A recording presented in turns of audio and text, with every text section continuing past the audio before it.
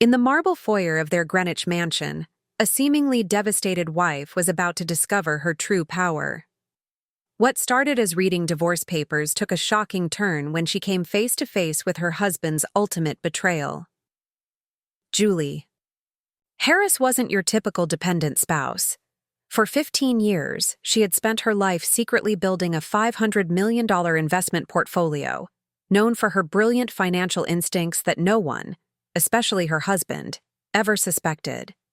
When she encountered Greg's cold dismissal of her limited earning capacity in the legal documents, she had no idea she was walking into the perfect moment for revenge. Julie opened her hidden safe that would lead to the complete destruction of everything Greg thought he knew about their marriage. What began as a woman receiving divorce papers would become the most spectacular financial revelation in Manhattan society. The investment world would never be the same after Greg Harris discovered his helpless wife could buy and sell his entire company without touching her principal. Before we jump back in, tell us where you're tuning in from, and if this story touches you, make sure you're subscribed, because tomorrow, I've saved something extra special for you. I can still smell his cologne on the divorce papers. Tom Ford Oud Wood. The scent I'd given him for our silver anniversary just 6 months earlier. The irony wasn't lost on me as I stood there in our marble foyer, staring at Greg's familiar handwriting. On the envelope marked, Julie, personal and confidential. 25 years of marriage reduced to legal documents with sticky notes. No, I'm sorry. No explanation. Just his typical efficiency. The same ruthless precision he applied to hostile takeovers now directed at our life together. I didn't cry. Not then. Instead, I walked to our antique liquor cabinet, the one we'd found at that little auction house in the Cotswolds during our 10th anniversary trip, and poured myself a glass of the 30-year-old Macallan he'd been saving for a special occasion. Well, the end of a quarter-century together seemed special enough. The amber liquid burned my throat as I settled into the window seat that overlooked our manicured gardens, the roses I'd pruned just that morning now seeming like they belonged to someone else's life. The Greenwich mansion had always felt too large, too cold, but Greg insisted we needed the space for entertaining. Now it felt like a mausoleum. I took another sip, longer this time, and finally opened the envelope. Irreconcilable differences, the papers declared in sterile legal language. How clinical. How insufficient to describe what happens when your husband of 25 years decides that his 32-year-old secretary makes him feel alive again. His exact words from 3 hours earlier. The conversation replayed in my mind like a nightmare on loop. Greg had arrived home from the office later than usual, which should have been my first clue. In all our years together, he'd never been late without calling. He'd found me in the kitchen, putting the finishing touches on his favorite dinner, herb-crusted salmon with roasted vegetables and that wine reduction he loved. "We need to talk," he'd said, loosening his Hermes tie with the mechanical precision of a man who'd rehearsed this moment. I'd turned from the stove, spatula still in hand, and seen something in his face I'd never seen before. Not guilt, Greg. Harris didn't do guilt. It was something else. Relief, maybe. The look of a man about to shed a burden he'd been carrying too long. "I'm leaving, Julie." 3 words. 25 years obliterated in 3 words. I'd stood there, spatula dripping sauce onto our imported Italian marble, waiting for the punchline. Waiting for him to explain he was leaving for another business. Trip? Another conference, another deal that would keep him away for weeks. But Greg had continued, his voice taking on that boardroom tone he used when delivering quarterly reports. "I've fallen in love with someone else. Miranda and I. We're going to be married as soon as the divorce is finalized." Miranda Davis. His secretary of 3 years. The ambitious brunette with the perfect smile and the MBA from Wharton who called me Mrs. Harris, with just enough deference to seem respectful while her eyes calculated exactly how long it would take to replace me. The salmon had burned while I processed his words. The smell of charred fish and expensive wine reduction had filled our gourmet kitchen, a perfect metaphor for what was happening to my life. 25 years, I'd whispered, finally finding my voice. I know it's difficult to understand, Greg had replied, already checking his Rolex. But I haven't been happy for a long time. Neither have you, if you're honest with yourself. The condescension in his voice had been the final blow, as if my happiness, or lack thereof, had ever been his concern, as if the years I'd spent managing his social calendar, hosting his business dinners, raising our children while he climbed the corporate ladder, had been some elaborate performance of contentment rather than the genuine devotion of a woman who'd believed in their partnership. I have a meeting with the attorneys at 8, he'd continued, straightening his cufflinks. The papers are on the hall table. My lawyer says if we can keep this amicable, we can have everything settled within 60 days. Amicable, as if there were a civilized way to dismantle a life. He'd paused at the kitchen doorway, and for a moment, I'd thought he might apologize, might acknowledge what he was destroying. Instead, he'd said, "You'll be fine, Julie. You're stronger than you think." And then he was gone, leaving me alone with the smoke alarm and the ruins of our last dinner together. Now, 3 hours later, I sat in our window seat with his 30-year-old Scotch, reading the legal dissolution of everything I'd thought was permanent. The papers were thorough. Greg had always been thorough. Asset division, custody arrangements. For our adult children's emotional well-being, spousal support calculations based on his assessment of my limited earning capacity. That phrase made me laugh out loud, a sound that echoed strangely in the empty house. Limited earning capacity, if only he knew. But Greg had never paid attention to what was right in front of him. He'd never noticed that while he was flying. To London and Tokyo and Dubai, closing deals and building his empire, I'd been quietly building something of my own. He'd never wondered how I managed to contribute so generously to charity auctions, how I could afford the artwork that graced our walls, or where the money came from for the renovations I'd overseen while he was traveling. Greg Harris, for all his business acumen, for all his strategic brilliance that had built Harris Enterprises into a Fortune 500 company, had made one critical error. He'd underestimated his wife. I finished the scotch and walked upstairs to our bedroom. My bedroom now, I supposed. The California king looked enormous and foreign, the Egyptian cotton sheets perfectly pressed by our housekeeper, Maria, who would undoubtedly be another casualty of this divorce. Greg would keep her, of course. He'd need someone to manage the details of his new life with Miranda. In my walk-in closet, I pushed aside the row of cocktail dresses, Chanel, Dior, Oscar de la Renta, that had served as my uniform for countless corporate functions. Behind them, hidden in what appeared to be a decorative panel, was a small safe. I'd installed it 5 years ago while Greg was in Singapore, telling the contractor it was for jewelry. The truth was far more valuable than jewelry. My fingers found the combination easily. Our children's birthdays, the only numbers Greg had never bothered to memorize. Inside the safe were documents that would change everything. Bank statements, investment portfolios, property deeds, business, licenses. Evidence of the fortune I'd built in secret, investment by investment over the past 15 years. $500 million. More than Greg's net worth, though he'd never know that unless he forced me to reveal it. I pulled out the top folder and opened it to the summary page. Diversified portfolio. Real estate holdings in 7 states. Tech startups that had grown into industry leaders. Conservative investments that had weathered every market downturn. The patient, methodical accumulation of wealth by a woman who'd learned to trust only herself. It had started small. A few $1,000s from my household allowance, invested in a friend's catering business. When that succeeded, I'd reinvested the profits, then found other opportunities.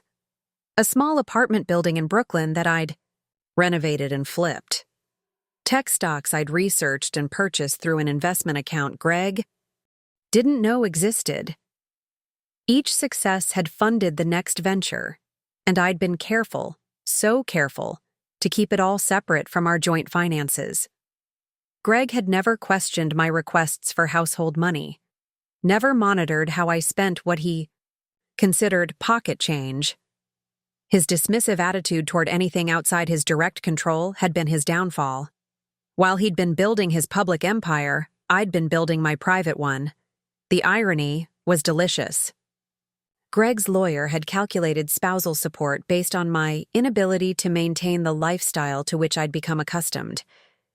They assumed I'd need monthly payments, a modest settlement, maybe the Greenwich house if I was lucky. They had no idea I could buy and sell Greg's company without touching my principal. I closed the folder and leaned back against the custom shelving. For the first time since Greg had delivered his devastating news, I felt something other than hurt. I felt powerful. Tomorrow I would call Aaron Reed, the divorce attorney I'd already retained. Another secret Greg would discover soon enough. Aaron specialized in high-net-worth divorces, and he was known for his discretion and his ability to protect his clients' assets. I'd hired him 6 months ago, not because I'd anticipated this moment, but because I'd learned to prepare for every possibility. Some instinct had warned me this day might come. Maybe it was the way Greg had started working later, or how he'd stopped noticing when I wore new dresses. Maybe it was the secretive phone calls he'd thought I hadn't overheard, or the way Miranda's eyes had lingered on our family photos during the company holiday party. I'd hoped I was wrong. I'd wanted to be wrong, but I'd also wanted to be ready. I returned the documents to the safe and spun the lock. In the morning, I would begin the process of reclaiming my life. Not the shadow existence I'd lived as Mrs. Greg Harris, but the full, authentic life of Julie Harris, investor, entrepreneur, and soon-to-be ex-wife.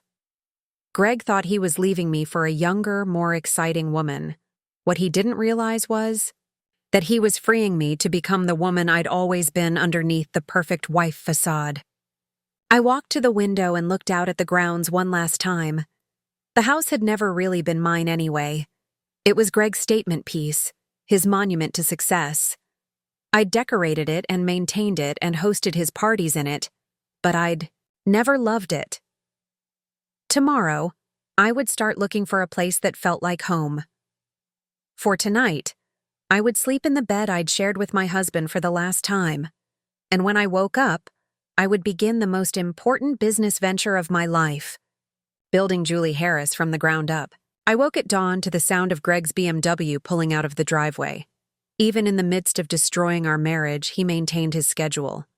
7 a.m. departure for the office, just like every weekday for the past 25 years. Some habits die hard, even when everything else is dying around them. The house felt different in the morning light, empty in a way that had nothing to do with Greg's physical absence.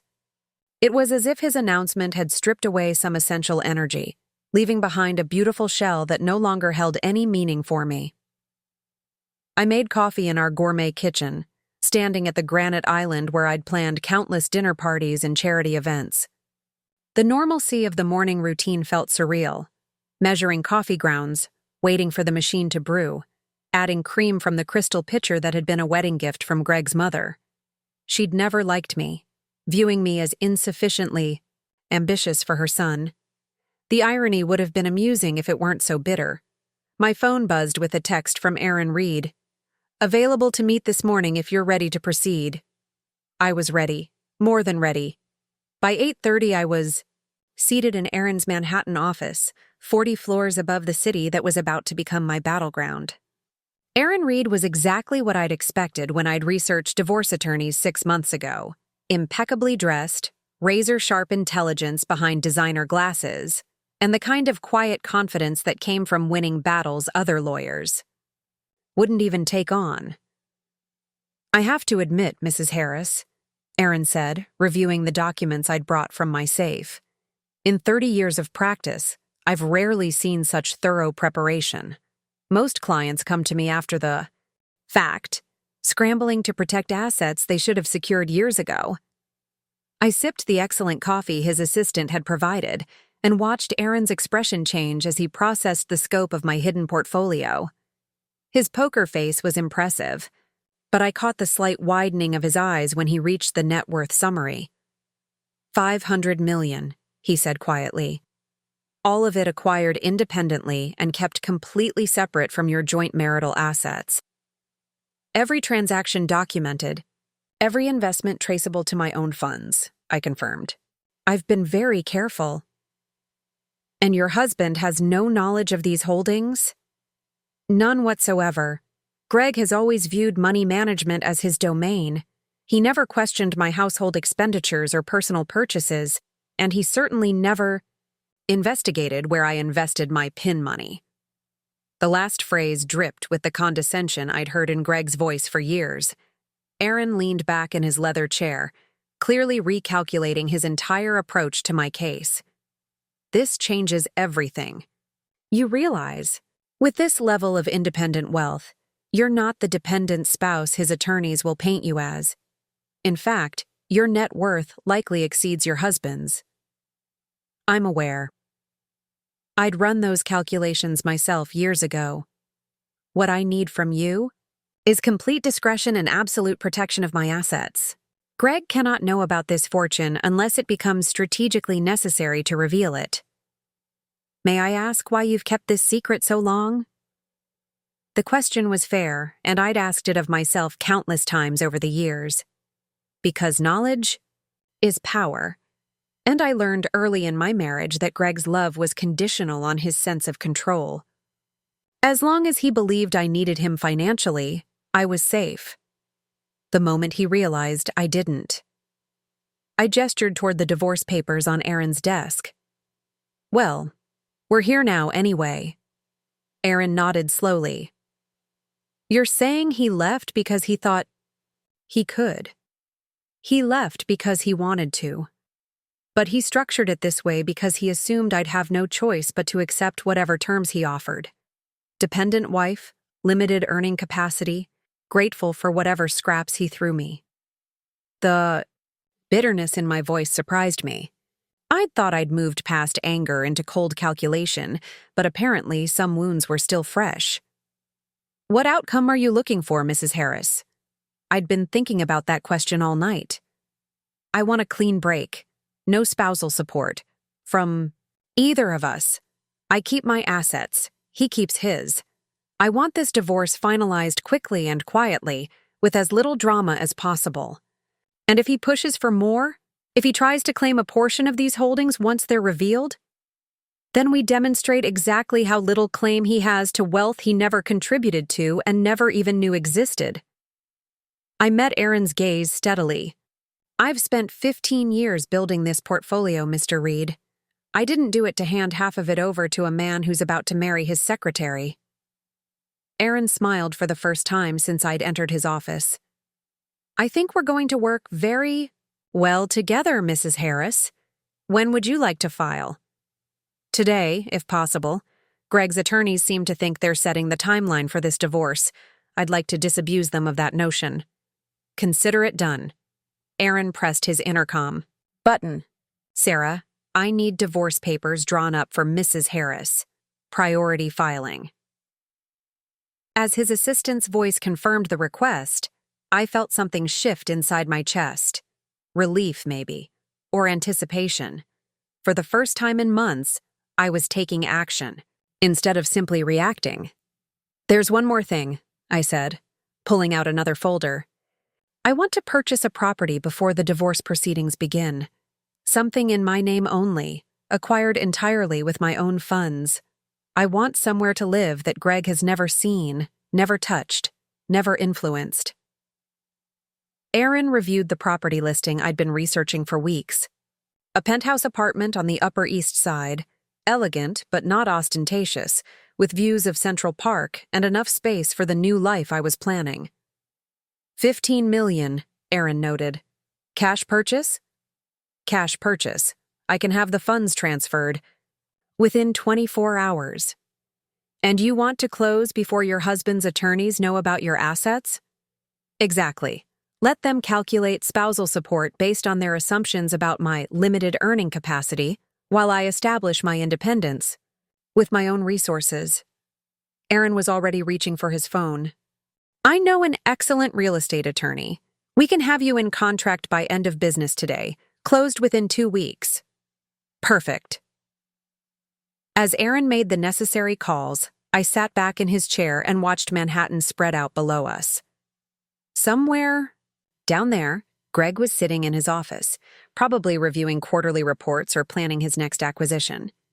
Miranda was likely at her desk outside his door, taking calls and managing his calendar, secure in her victory.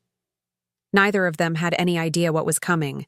By noon, I was the owner of a $15 million penthouse apartment, purchased entirely with my own funds through a network of attorneys and financial advisors who specialized in discrete transactions.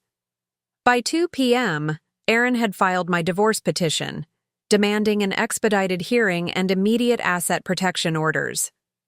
Greg's phone call came at 3:15. "What the hell is this, Julie?" His voice was tight with anger and something else.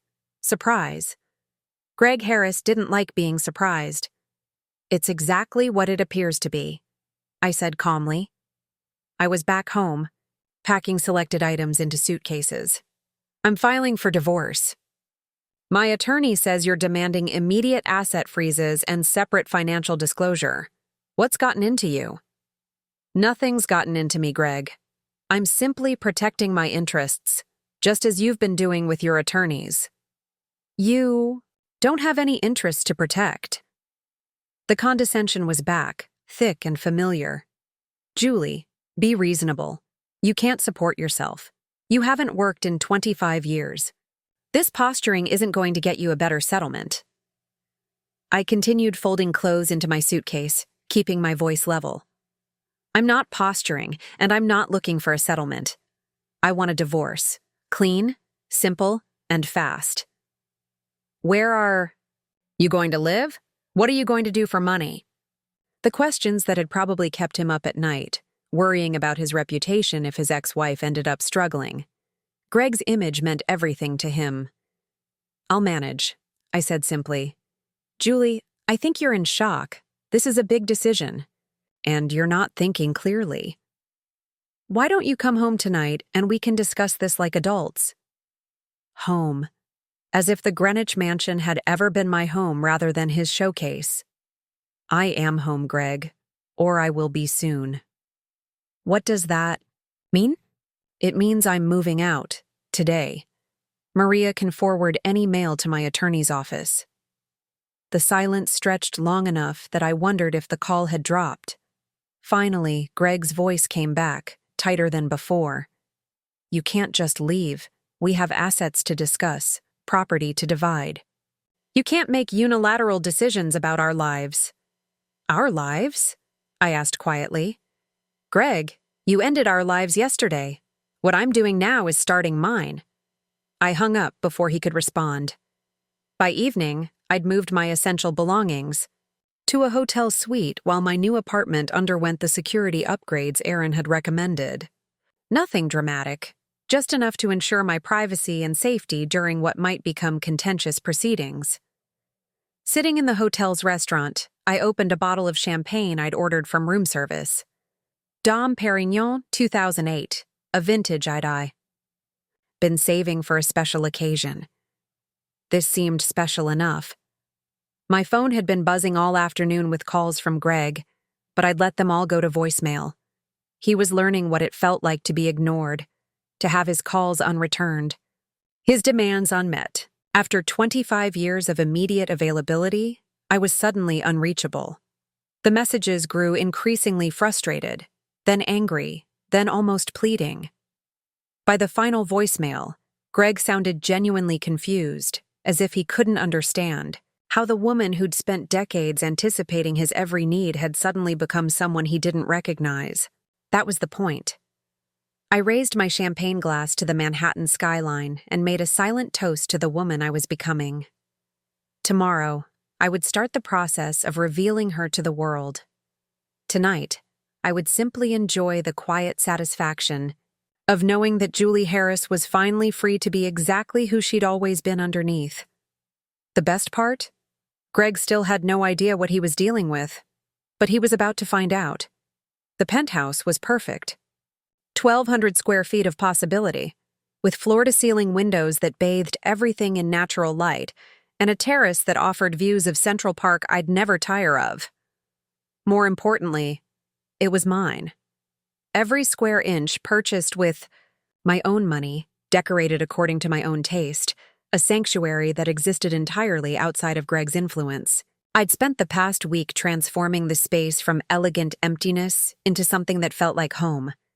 Not the cold perfection of the Greenwich mansion, but warm, comfortable, authentically mine. Deep jewel tones instead of Greg's preferred, neutrals, books everywhere, novels and poetry collections that had been relegated to my bedside table in our old house. Art that spoke to me rather than impressing business associates. It had been 10 days since I'd filed for divorce, and I was discovering the intoxicating freedom of making decisions based entirely on my own preferences. What to eat for breakfast, which news programs to watch, whether to wear jeans and a sweater instead of the carefully coordinated outfits that had been my uniform as Mrs. Greg Harris.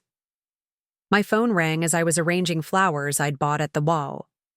Farmer's market, bright sunflowers and purple asters that would have looked garish in Greg's minimalist aesthetic, but brought joy to my new living room. Mrs. Harris? This is Rebecca Chen from Aaron Reed's office. He asked me to call with an update on your case. Of course, what's the news? Your husband's attorneys have requested a meeting. They're proposing mediation rather than proceeding directly to court. Mr. Reed thinks it might be worth hearing what they have to say. I wasn't surprised. Greg's initial shock had given way to his typical business approach. Assess the situation, identify leverage points, negotiate from strength. What he didn't realize was that his assessment was based on incomplete information. Schedule it, I said, but make it clear that I'm not interested in drawn-out negotiations. I want this resolved quickly. Understood. There's one more thing. Mr. Reed received a call from someone claiming to represent your husband's companion. A Miranda. Davis? She apparently wants to arrange a meeting with you directly. My hand tightened on the phone. What kind of meeting? She didn't specify, but she mentioned wanting to clear the air between you two. Mr. Reed advised against it, but wanted you to know about the request. Miranda. The ambitious secretary who'd calculated her way into my husband's bed and was now trying to manage the fallout. I could imagine her sitting in what had been my office at Harris Enterprises, using my former influence to navigate the complexities of her new position. Tell Mr. Reed I appreciate his advice, but I'll handle Ms. Davis myself. Set up the meeting. For tomorrow afternoon, somewhere public. That new restaurant in Soho, Lumiere, 2 o'clock. Are you sure that's wise? I looked around my beautiful new apartment, at the evidence of the life I was building entirely on my own terms. I'm sure. The next afternoon, I arrived at Lumiere 15 minutes early and requested a corner table with clear sight lines to the entrance. Old habits from 25 years of managing Greg's business dinners, always arrive first, control the environment, never let the other party choose the battlefield.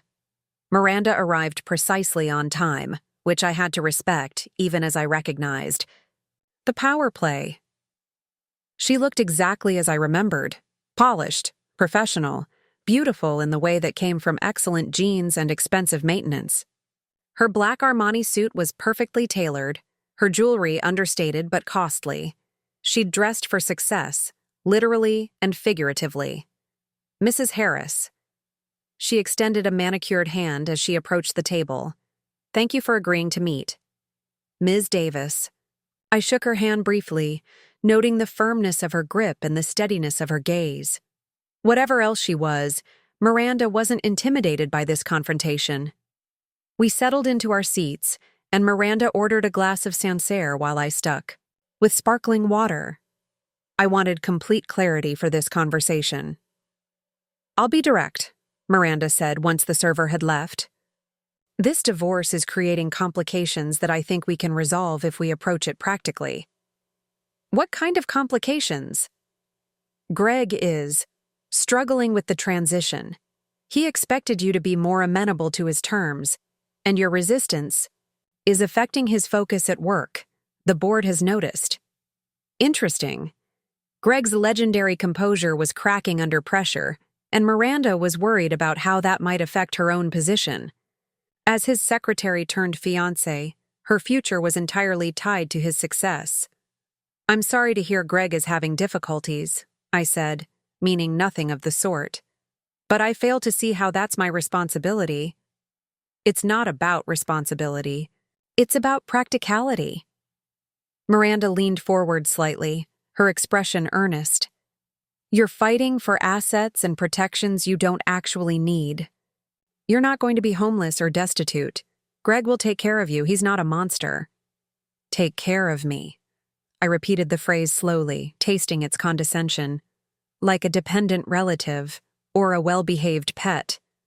A flash of irritation crossed Miranda's features before she smoothed it away. "Like a woman who sacrificed her career to support her husband's success. You deserve recognition for that contribution." "And what would that recognition look like, in your opinion?" "A generous settlement. The Greenwich house, if you want it. Enough monthly support to maintain your lifestyle. In exchange for a quick, quiet divorce that allows everyone to move forward." I sipped my sparkling water and studied the woman across from me. Miranda was smart. I'd give her that. She'd correctly identified the traditional pressure points that might motivate a discarded wife to accept a quick settlement. Security, status, the promise of continued comfort in exchange for graceful exit. What she hadn't calculated was that I didn't need Greg's money, didn't want the Greenwich house, and had no interest in maintaining the lifestyle that had slowly suffocated me over the past 2 decades. "It's a thoughtful offer," I said finally. "But I'm not interested." "Why not? What are you hoping to gain from a protracted legal battle?" "I'm not hoping to gain anything. I already have everything I need." Miranda's carefully controlled expression slipped for just a moment, revealing genuine confusion. "I don't understand." "No," I agreed. "You don't. And neither does Greg. You've both made the same fundamental error. You've assumed that I'm the person you think I am rather than the person I actually am." "Which is?" I smiled, the first genuine smile I'd felt in weeks. "Someone who doesn't need to be taken care of, Ms. Davis. Someone who's been taking care of herself quite successfully. For years, thank you very much." Miranda's eyes narrowed slightly. "You're bluffing. Greg told me about your finances. You haven't worked since you were married. You have no significant assets of your own, and your lifestyle has been entirely dependent on his income." "Greg?" "Told you what he believes to be true. The question is whether either of you bothered to verify those beliefs." For the first time since sitting down, Miranda looked uncertain. "What are you saying?" "I'm saying that assumptions can be dangerous things, especially in negotiations." I signaled for the check. "Give Greg my regards, and tell him he'll hear from my attorney soon." I left Miranda sitting at our table, her composure finally cracking as she processed the implications of our conversation. Let her spend the evening wondering what she'd missed, what secret I might be hiding. Let her plant seeds of doubt in Greg's mind about his strategy. Walking back to my apartment, I felt lighter than I had in months. For 25 years, I'd been the accommodating wife, the supportive partner, the woman who smoothed over conflicts and found diplomatic solutions. It felt revolutionary to simply say no, to refuse to negotiate from weakness, to let other people manage their own discomfort with my choices. My phone buzzed with a text from Aaron. "Mediation scheduled for Friday. At 10 a.m. Are you ready?" I typed back quickly. "More than ready." It's time they learned who they're dealing with. That evening, I opened another bottle of champagne.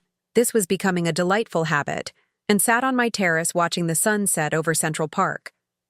Tomorrow, I would call my children and prepare them for what was coming. Jason and Zoe deserved to hear the truth from me before they heard speculation from their father. But tonight, I was content to sit in my beautiful apartment, surrounded by my own choices, planning the next phase of a life that was finally, completely, my own. Greg and Miranda were about to discover that the quiet, accommodating woman they thought they knew had been a carefully maintained fiction. The real Julie Harris was something else entirely, and she was just getting started. The conference room at Pemberton Davis & Associates was exactly what I'd expected. Mahogany paneling, oil paintings of long-dead partners, and enough marble to build a small monument. Greg's choice of law firm, naturally. He'd always believed that intimidation was half of winning, and the surroundings were designed to remind everyone present exactly how much power and money backed his position. I arrived with Aaron precisely on time, carrying a slim leather portfolio that contained everything we needed and nothing we didn't want to reveal. Yet, Greg was already seated at the head of the massive conference table, flanked by two attorneys, who looked like they'd stepped out of a Wall Street casting call.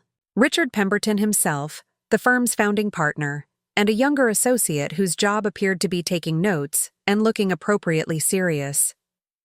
Julie? Greg stood as I entered, his smile carefully calibrated to convey regret and affection. Playing the part of the reluctant husband forced into an unfortunate situation. You look well. I did look well. I'd chosen my outfit carefully. A navy Saint Laurent blazer and pencil skirt that projected competence without aggression, paired with the diamond earrings he'd given me for our 20th anniversary. Let him remember what he was giving up. Greg. I took the seat across from him, noting how he positioned himself like he was chairing a board meeting. Some habits never change. Pemberton cleared his throat and opened a thick folder. Let's begin with the obvious. This doesn't need to be contentious. We're all adults here, and we all want what's best for everyone involved. Aaron's slight smile told me he was enjoying this as much as I was. Of course, my client is committed to a fair and expedient resolution. Excellent. Pemberton pulled out a document. We've prepared a settlement offer that we believe addresses Mrs. Harris's needs while recognizing the practical realities of the situation. He slid the papers across the table. I didn't touch them. The house in Greenwich, naturally, Pemberton continued. Mr. Harris recognizes that you've made it your home for many years. Additionally, spousal support of $50,000 per month. For 10 years, with provisions for health care and a reasonable vehicle allowance. $50,000 a month. I spent more than that on wine in a good quarter. It's generous, Greg added, his tone suggesting he was being magnanimous. I know the transition will be difficult, but this should allow you to maintain your lifestyle while you adjust. Adjust. Such a delicate word for rebuilding an entire life. Aaron opened his own folder. My client appreciates the offer, but we have some concerns about the underlying assumptions. What assumptions? Pemberton's voice carried the slightest edge. Well, for starters, the assumption that Mrs. Harris requires spousal support at all. The silence that followed was delicious. I watched Greg's face, saw the moment when confusion replaced confidence. I'm sorry? Pemberton looked genuinely perplexed. My client is declining the spousal support provision. She's also declining the Greenwich property. That's... Greg leaned forward. Julie, what are you doing? You love that house. I spoke for the first time since sitting down. No, Greg, you love that house. I've simply lived in it. Then, what do you want? Pemberton had abandoned his avuncular tone. Aaron smiled. A clean separation of assets. Each party retains what they brought to the marriage and what they've acquired independently during the marriage. Mrs. Harris brought nothing to the marriage, the younger associate spoke up, then flushed when everyone turned to look at him. I mean, in terms of significant assets. Actually, Aaron said mildly, that's where you're mistaken. He pulled out a single sheet of paper and placed it in the center of the table. Not the full portfolio, just enough to shift the balance of power. Pemberton picked up the document, and I watched his expression change as he processed what he was reading. This can't be correct. I assure you it is. Net worth, $500 million. All of it documented, all of it acquired independently of any marital assets. Greg's face had gone pale. That's impossible. Is it? I asked quietly. You never wondered how I could afford the renovations to your house? The art collection? My charitable contributions? You assumed it all came from household allowances, but you never actually checked. You don't have $500 million. But his voice lacked conviction. Aaron pulled out another document. Property records for her new residence. Purchased last week for $15 million. Cash transaction. New residence? Greg's voice cracked slightly. I moved out 10 days ago, Greg. I assumed Miranda had mentioned it. The mention of Miranda was deliberate, a reminder of why we were all sitting in this room. Greg's jaw tightened. Pemberton was frantically flipping through the documents Aaron had provided. Even if these assets exist, the acquisition period overlaps significantly with the marriage. Connecticut is not a community property state, but there are claims that could be made. Feel free to make them, Aaron said cheerfully. We have detailed records of every transaction, every investment, every source of funds, all traceable to Mrs. Harris's independent activities. None of it touched marital assets. None of it was acquired with Mr. Harris's knowledge or participation. What independent activities? Greg demanded. You haven't worked since we were married. I leaned back in my chair, enjoying his confusion. Haven't I? What did you think I was doing all those days when you were traveling? All those hours? When you were at the office? Did you imagine I was sitting in Greenwich counting the roses? You were. You hosted parties. You managed the household. I built a portfolio that outperforms the S&P 500 by an average of 12% annually. I finished. I identified and invested in 3 companies that were later acquired by Fortune 500 corporations. I developed and flipped 17 properties across 7 states. I provided seed funding for 4 startups that are now valued at over $1 billion combined. The room was completely silent. But you never... Greg shook his head. You never said anything. You never asked. Pemberton had recovered his composure, but barely. Mrs. Harris, if these assets are accurately represented, then certainly you understand that your husband might have claims. What claims? Aaron interrupted. To assets he didn't know existed, acquired through activities he never participated in, funded entirely through my client's independent resources. I'd be fascinated to hear the legal theory. The theory, Pemberton said stiffly, is that a marriage is a partnership, and any wealth accumulated during that partnership would be relevant if Mr. Harris had contributed to that wealth in any way, Aaron agreed. But since he was completely unaware of my client's business activities, never provided capital or advice, and indeed actively discouraged her from pursuing independent financial activities. I never discouraged, Greg started. Didn't you? I asked. Every time I mentioned wanting to get involved in business, you told me I should focus on our family. Every time I suggested investments, you said you'd handle our finances. Every time I showed interest in returning to work, you reminded me how much you needed me to manage our social obligations. Greg's face was red now. I was protecting you. I was trying to give you a life where you didn't have to worry about money. You were keeping me dependent. There's a difference. So what are you proposing? Pemberton asked Aaron. Simple separation. Mr. Harris keeps his assets, my client keeps hers. No spousal support in either direction. Expedited divorce decree. And the house? I answered that one myself. Greg can keep it. I never want to see it again." Greg looked like I'd slapped him. "Julie, this is insane. We can work this out. We don't need to destroy everything." "You destroyed everything the moment you decided to start sleeping with your secretary." The words came out sharper than I'd intended, but I didn't regret them. "I'm not destroying anything. I'm simply refusing to be destroyed." "Mrs. Harris," Pemberton tried one more time. "Perhaps we could arrange a brief recess so you and your husband could speak privately." "No." I stood up, and Aaron followed suit. "We're done here. You have our terms. When you're ready to accept them, call my attorney." As we reached the door, Greg called out, "Julie, wait, please." I turned back. For a moment, he looked like the young man I'd married 25 years ago, uncertain, almost vulnerable. But only for a moment. "This isn't you," he said quietly.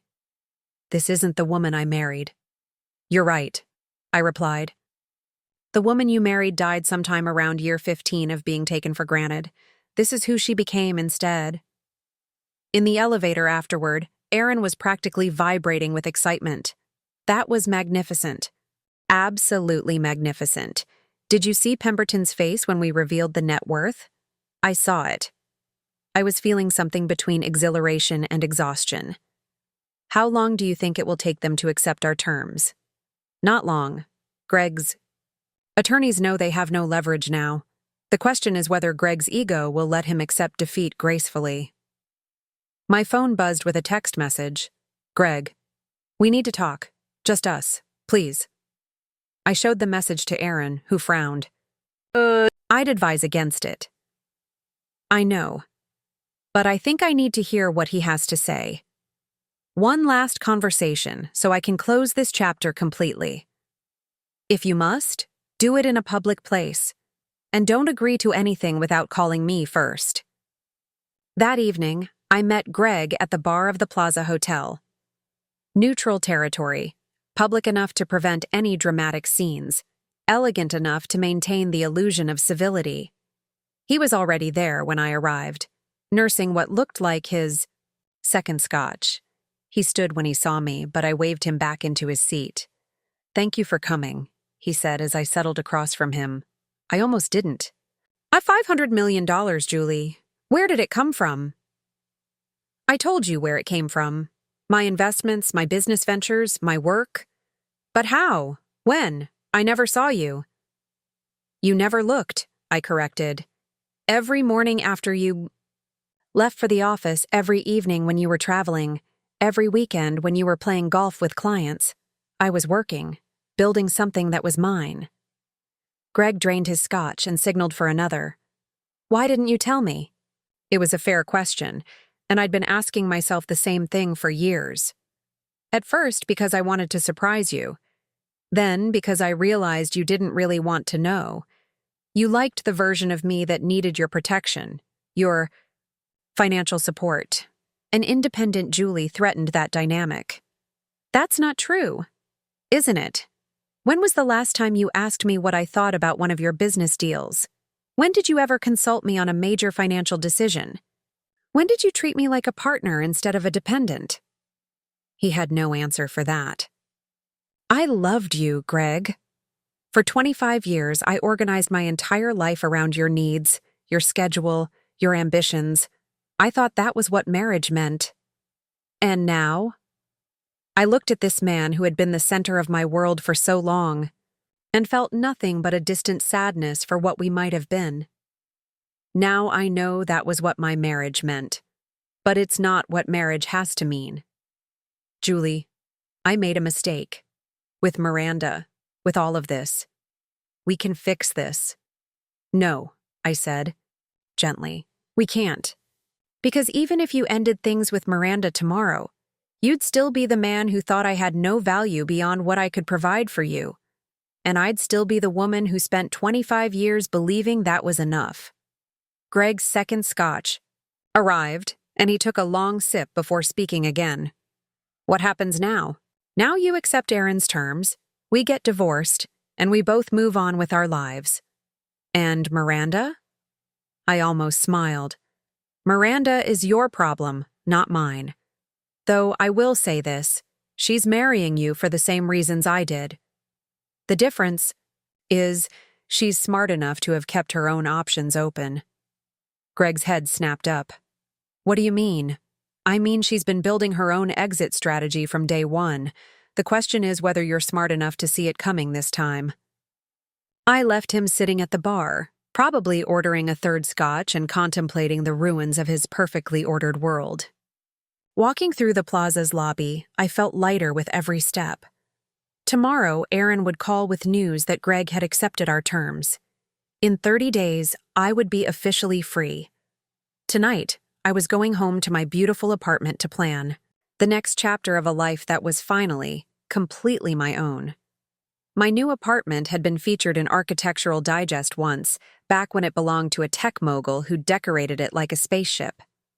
I'd gutted most of his aesthetic choices, but I'd kept the smart home system that controlled everything from lighting to temperature with simple voice commands. There was something deeply satisfying about walking into my space and saying, "Good. Evening, home," and having everything adjust to my preferences automatically. Lights dimmed to the warm amber I preferred for evening. Music began playing softly. Tonight it was Norah Jones, perfect for the contemplative mood I was in. The fireplace sparked to life, casting dancing shadows across the books I'd arranged, on custom shelves that ran floor to ceiling along one wall. It had been 2 weeks since the mediation, 3 days since Greg's attorneys had formally accepted our terms. The divorce would be final in 27 days.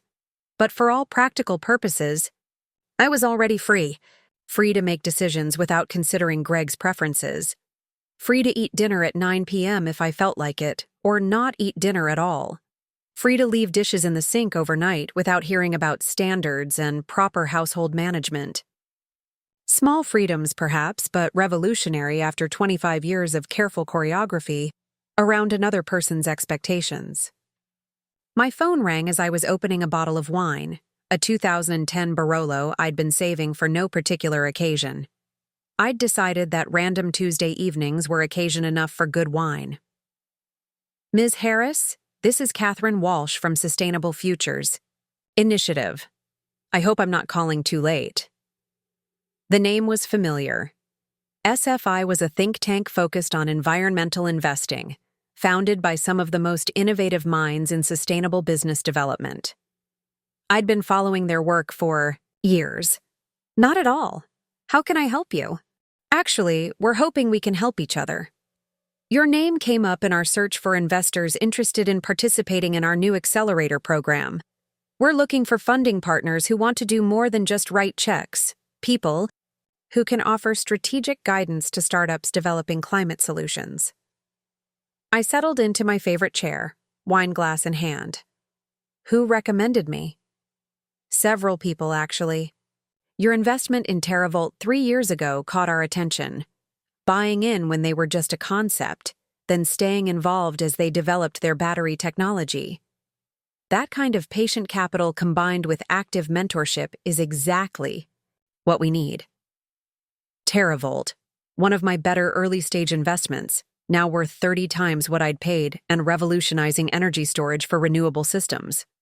I'd spent months researching the technology, weeks vetting the founders, and 2 years providing informal advisory support as they scaled. What kind of commitment are you looking for? Initially, $1 million seed contribution to the accelerator fund. But more importantly, we want investors who'll work directly with our portfolio companies. Think of it as part investment, part consulting, part mentorship. $1 million. The kind of decision Greg would have agonized over for months, running projections and risk analyses and consulting with his board of advisors. For me, it represented less than a week's investment income. I'm interested, I said. When can we meet? Actually, that's the other reason I'm calling. We're hosting a retreat next weekend in the Berkshires.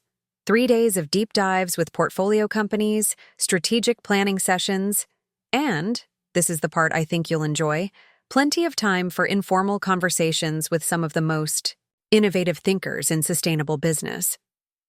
A retreat. 3 days away from the city, away from the divorce proceedings, away from everything connected to my old life. 3 days focused entirely on the future I was building. "Send me the details," I said. "I'll be there." After I hung up, I sat in my chair watching the fire and thinking about risk.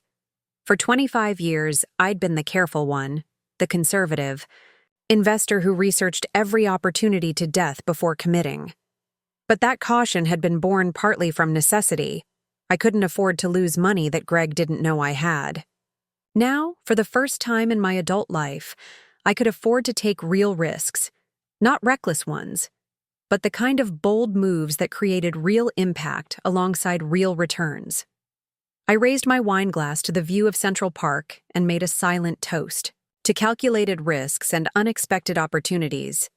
The Berkshires in late October were spectacular, rolling hills covered in maples and oaks showing off their autumn colors, crisp air that made everything feel possible, and a rustic but elegant retreat center that managed to be both comfortable and inspiring.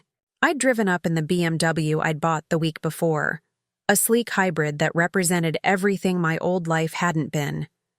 Environmentally conscious, technologically advanced, and chosen entirely according to my own preferences rather than someone else's idea of what was appropriate.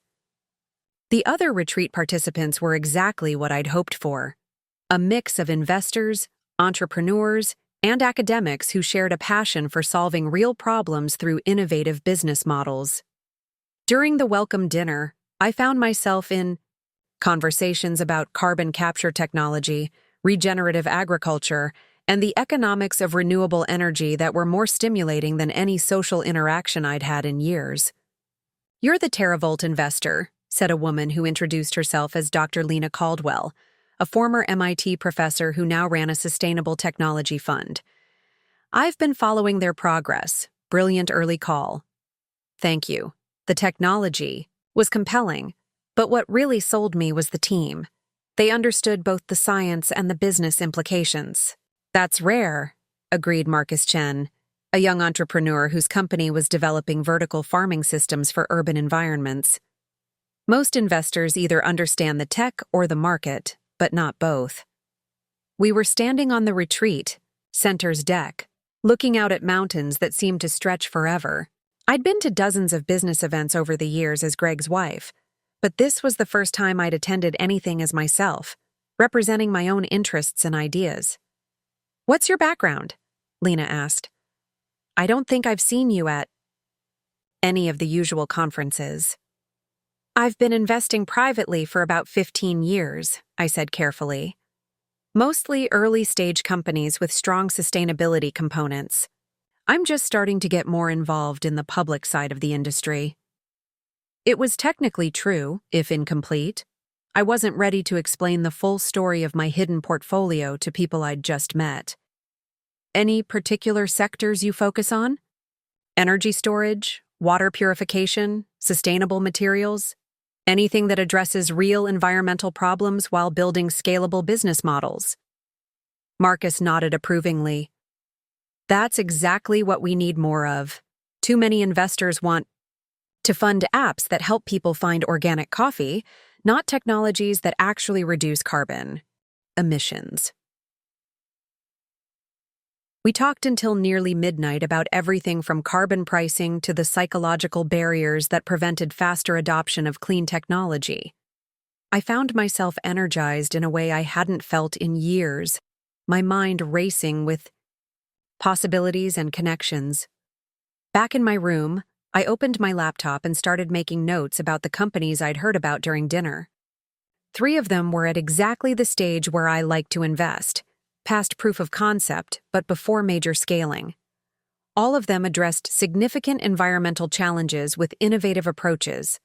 By the time I finally went to sleep, I'd identified potential investments worth $10 million and committed to serving as a mentor for 2 of the retreat's portfolio companies. The next morning brought a workshop on impact investing led by Catherine Walsh herself. Catherine was in her 50s, with silver hair and the kind of quiet confidence that came from decades of making smart decisions under pressure. The question isn't whether sustainable investing can generate competitive returns, she told the group. The question is whether traditional investing can survive in a world where environmental factors increasingly drive market performance. Preparing and narrating this story took us a lot of time, so if you are enjoying it, subscribe to our channel. It means a lot to us. Now back to the story. During the break, Catherine approached me directly. I wanted to thank you again for joining us. Your questions during the session showed exactly the kind of strategic thinking we value. This is fascinating work. I'm wondering if there might be ways to get more involved beyond just the Accelerator Fund. Catherine smiled. Actually, I was hoping you'd say that. We're looking for someone to join our advisory board, someone with serious investment experience, who isn't already tied up with competing organizations. Would you be interested in hearing more? An advisory board position, the kind of role that would give me real influence in shaping the future of sustainable investing, not to mention credibility in an industry where I'd been investing anonymously for years. Very interested, I said. Excellent. The time commitment is about 1 weekend per month, plus quarterly strategy sessions. The compensation is modest, but the impact potential is significant. Compensation isn't a concern, I assured her. Impact is exactly what I'm looking for. That afternoon, I found myself in a small group discussion about the psychology of career transitions, led by a consultant who specialized in helping successful professionals navigate major life changes. The hardest part, she told us, isn't usually the practical aspects, finding new work, relocating, adjusting finances. It's the identity shift. Most of us spend decades building an identity around our roles, and when those roles change dramatically, we have to rebuild our sense of self. I thought about the woman I'd been 2 months ago, Mrs. Greg Harris, accomplished hostess, devoted wife, invisible investor. That woman had defined herself entirely in relation to other people and their needs. What advice do you give people who are struggling with that transition? Asked another participant. Start with what energizes you. Not what you think you should want, not what's practical or safe, but what actually makes you feel alive. Then build from there. Sitting in that circle of strangers who were becoming friends, I realized I was feeling more alive than I had in years. Not despite my divorce, but because of it.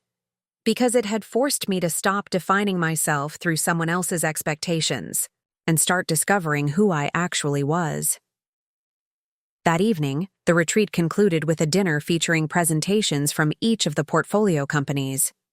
I watched young entrepreneurs pitch revolutionary ideas with passionate conviction, and I found myself taking notes not just on investment opportunities, but on the kind of energy and purpose I wanted to bring to my own work. You look like someone who's found her calling, Lena observed, settling into the chair next to mine as we listened to a presentation about ocean plastic remediation. Maybe I have, I admitted. I've been investing for years, but always quietly, always in the background. This feels like an opportunity to do something more visible, more impactful. What's been holding you back? It was a fair question, one I'd been asking myself all weekend. Complicated personal circumstances, but those are resolving themselves. Lena nodded knowingly. Divorce? I looked at her in surprise. How did you guess? Experience. I went through one myself about 10 years ago. There's a particular kind of freedom that comes with rebuilding your life from scratch. It's terrifying. And exhilarating in equal measure. Exactly. My advice? Don't try to recreate what you had before. Build something entirely new, something that reflects who you're becoming, rather than who you used to be. Driving back to Manhattan the next day, I thought about Lena's advice. In my rearview mirror, the Berkshire Mountains were ablaze with autumn color, a reminder that endings could be beautiful, that death and rebirth were natural cycles rather than tragedies. My phone rang as I was navigating the Henry Hudson Parkway, and I answered through the car's system. "Julie, it's Aaron. I have news." "Good news, I hope." "The best. Greg's attorneys called this morning. He's agreed to an expedited hearing next Tuesday. If the judge signs off, which they will, you'll be officially divorced by Wednesday afternoon. Free. In less than a week, I would be officially, legally, completely free to be whoever I wanted to be." "There's one more thing," Aaron continued. "Greg asked me to pass along a message. He says he hopes you'll be happy." I thought about that as I drove through the city toward my apartment. After everything we'd been through, after all the anger and manipulation and legal maneuvering, Greg's final message was a simple wish for my happiness. Maybe he'd finally understood what I'd been trying to tell him, that I didn't want to punish him or hurt him. I just wanted to be free to build a life that was authentically mine. "Tell him thank you," I said to Aaron. "And tell him I hope he'll be happy, too." Because I meant it. I was discovering that freedom was too precious to waste on resentment. The feature article in Forbes arrived on a Thursday morning, delivered with my usual stack of business publications and investment reports. I almost missed it entirely, distracted by a fascinating analysis of carbon credit markets in the Financial Times. But there it was, 3 pages into the magazine. "The Secret Millionaire: How Julie Harris Built a Fortune While Playing the Perfect Wife." My coffee went cold as I read the piece, written by a financial journalist named David Morrison who'd clearly done his homework. He'd traced my investment history through public records, interviewed sources at companies where I'd been an early investor, and somehow connected enough dots to construct a surprisingly accurate picture of my hidden financial activities.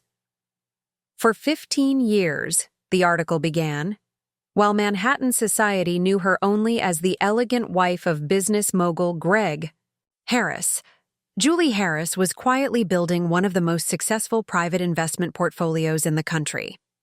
He'd gotten the timeline right, the scale of my holdings approximately correct, and even managed to identify several of my most successful early-stage investments. What he hadn't gotten, because I'd been careful to structure everything properly, was any suggestion that I'd done anything improper or illegal. Still, seeing my private financial life laid out in a national magazine felt like standing naked in Times Square. My phone started ringing at 8 a.m. and didn't stop. Investment fund. Managers wanting to pitch me opportunities. Journalists looking for interviews. Nonprofit organizations hoping for donations. A documentary filmmaker who wanted to tell my story as part of a series about hidden women in finance.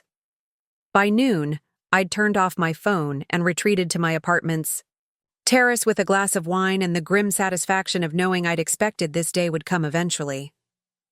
The real test came that evening at the Metropolitan Museum's annual Gala for Modern Art, an event I'd committed to attending weeks earlier, before I'd become the subject of public speculation about secret fortunes and hidden agendas.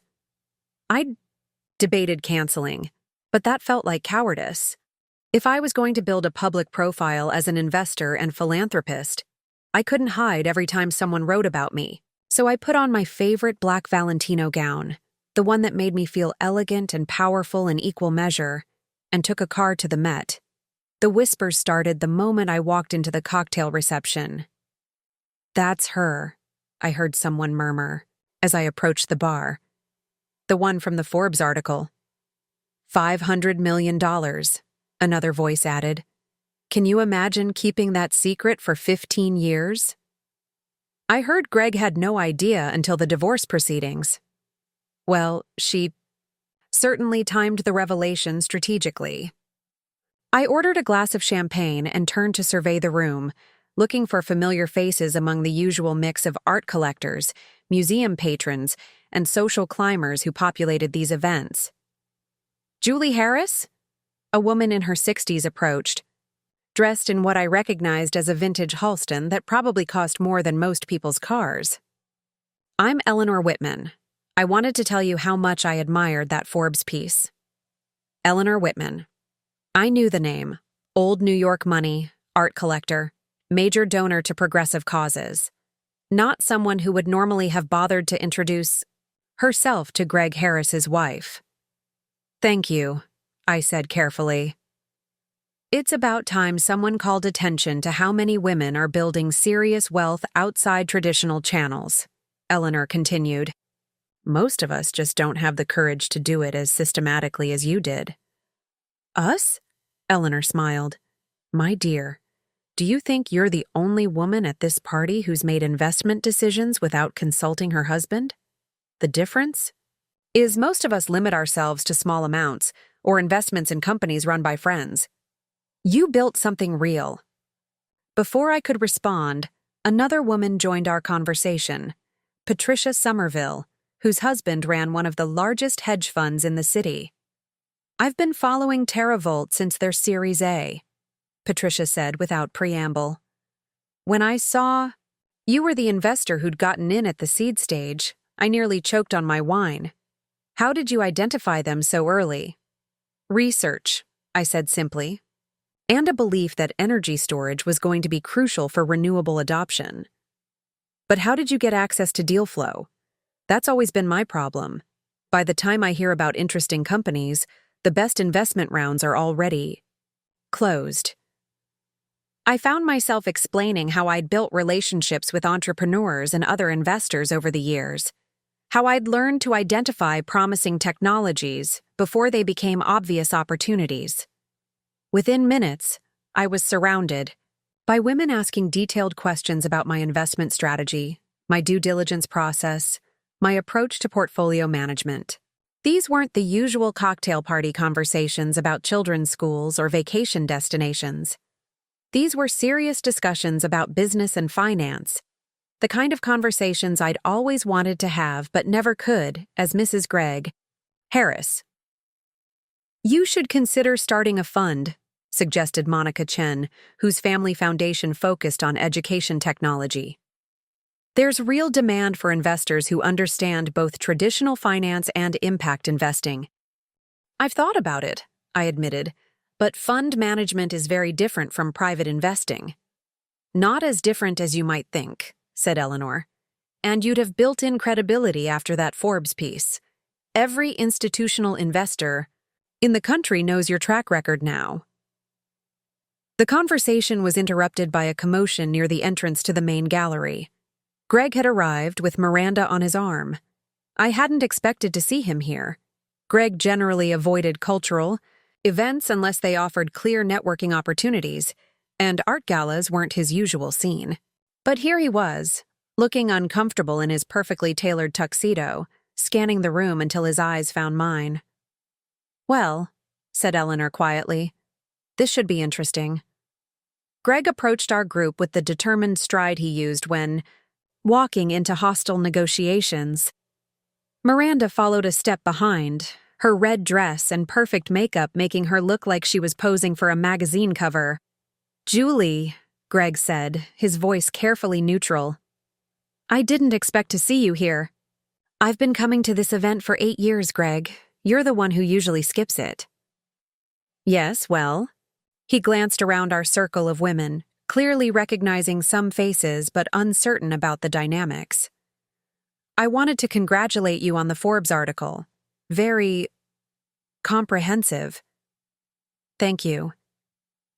The silence stretched uncomfortably until Miranda stepped forward with a brilliant smile. "Mrs. Harris, what an unexpected pleasure. I wanted to say how impressed I was by that magazine piece. Such an inspiring story of female entrepreneurship." Her tone was perfect, just the right balance of admiration and surprise.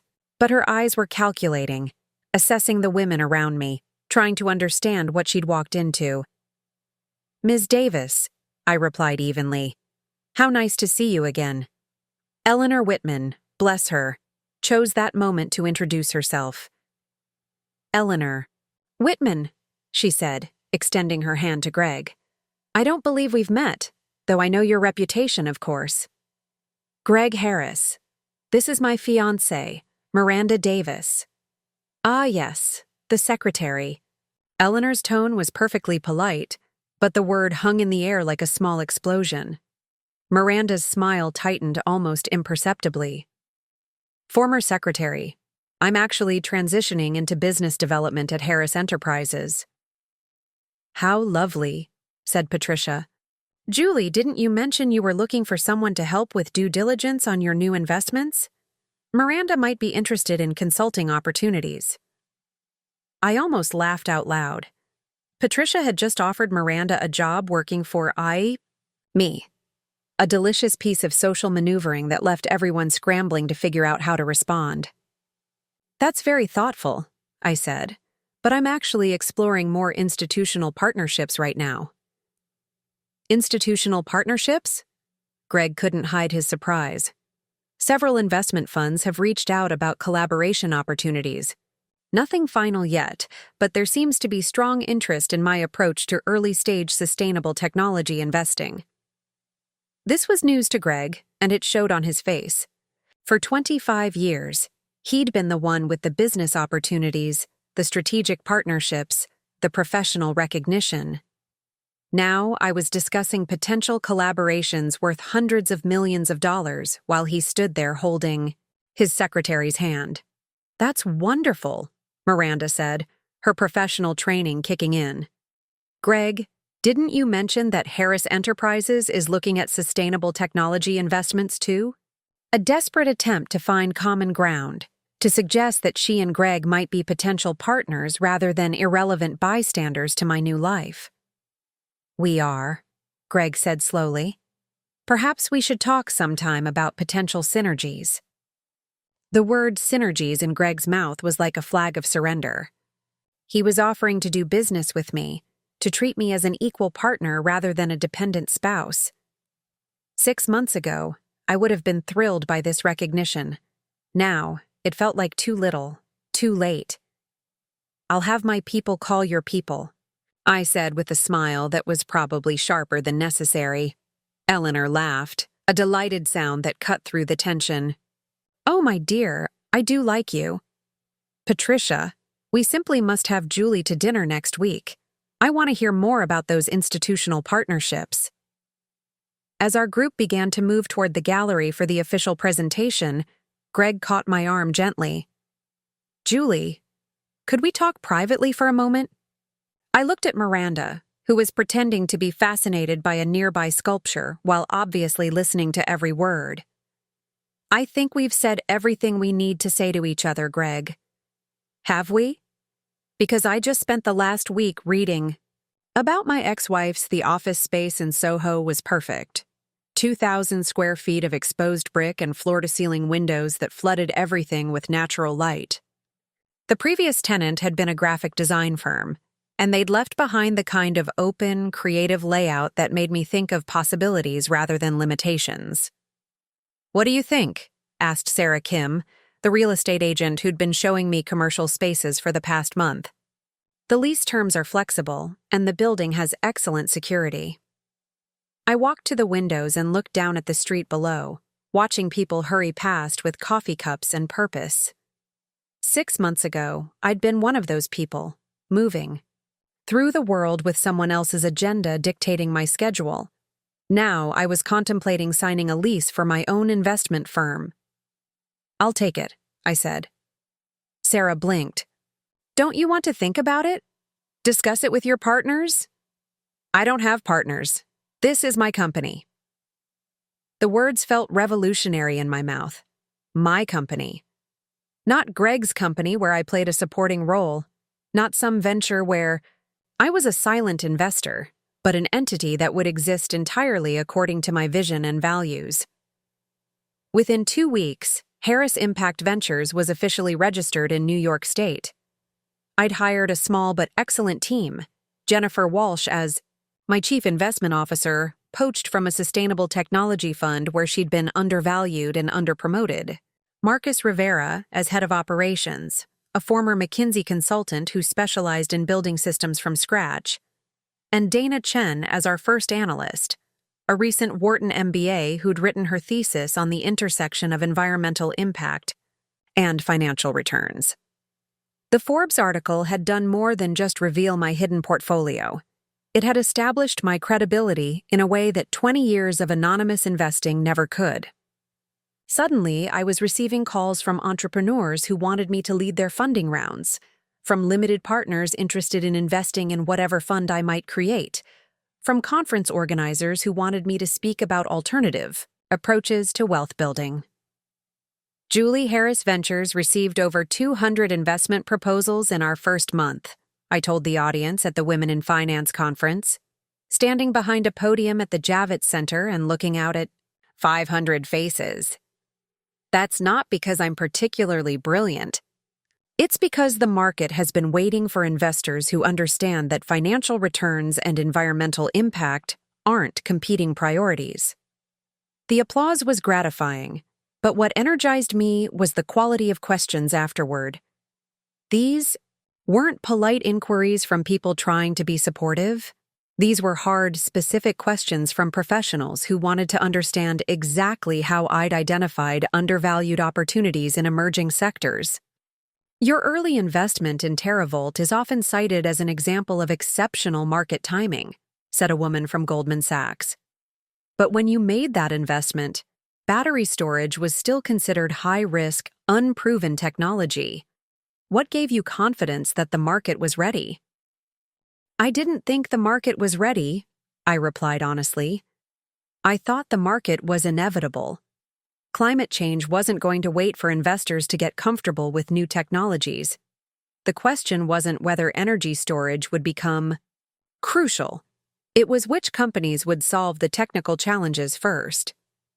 After the conference, I found myself surrounded by business cards and LinkedIn requests, but also by something more valuable: respect. These women weren't networking with me because of who I'd been married to. They were interested in my ideas, my track record, my vision for where the market was heading. Back at the office, Jennifer had laid out our pipeline of potential investments across 3 conference tables, 47 companies in various stages of development, from pre-revenue startups to established firms looking for growth capital. This is what success looks like, Marcus said, surveying the organized chaos of pitch decks and financial projections. Too many opportunities and not enough hours in the day to evaluate them properly. It's a good problem to have, Dana added, looking up from her laptop where she was modeling the potential returns on a vertical farming company. But we're going to need to get more systematic about our screening process. I walked through the office, looking at the work my team was doing, and felt something I hadn't experienced in 25 years of marriage: the satisfaction of building something that was entirely mine. Not supporting someone else's vision, not playing a secondary role in someone else's success story, but creating value through my own decisions and expertise. What's our biggest constraint right now? I asked Jennifer. Capital deployment. We have access to more investment opportunities than we can possibly fund with your personal portfolio. If we want to scale this properly, we need to consider raising an external fund. A fund. The idea had been percolating in my mind since Eleanor Whitman had suggested it at the Met Gala. Traditional venture capital was dominated by men who understood technology but often missed the market implications of environmental necessity.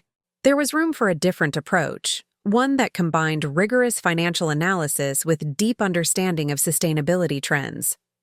What would that look like? Jennifer pulled up a presentation she'd clearly been working on for weeks.